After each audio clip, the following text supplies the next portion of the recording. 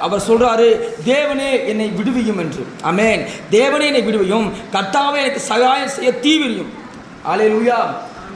அவர் சொல்றாரு, தேவனே என்னை விடுவியும் சொல்லி. ஆமென். அவர் அந்த நாட்டோட ராஜா. தாவீது ஒரு சாதாரண மனுஷன் கிடையாது, நம்மள மாதிரி சாதாரண மனுஷன் கிடையாது. அந்த தேசத்துக்கு பெரிய ஒரு ராஜா. அந்த ராஜா வந்து யாருக்கிட்ட போறாரு? தெய்வத்துக்கிட்ட போறாரு.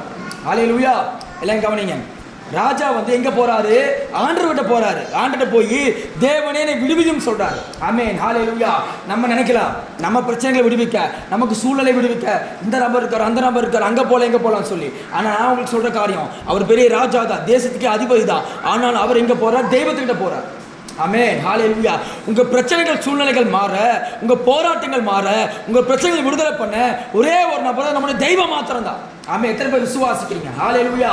ஆமென். வானத்தின் கீழே பூமிக்கு மேல எல்லா அதிகாரமுள்ள ஒரே ஒரு நபர் இயேசு. ஆமென். நம்ம ஆராய்க்கிற அந்த தெய்வம், அந்த தெய்வத்துக்கிட்ட போகிற பொழுது ஒரு விடுதலை கிடைக்கும். ஆமென். ஹல்லேலூயா. அது மாதிரி அவர் சொல்றாரு, சகாயம் செய்ய தீவிரியும் சொல்லி. சகாயம்னா உதவி. ஆமென். வசனம் திக்கற்ற பிள்ளைகளுக்கு சகாயர் அவர்தான். ஆமென்.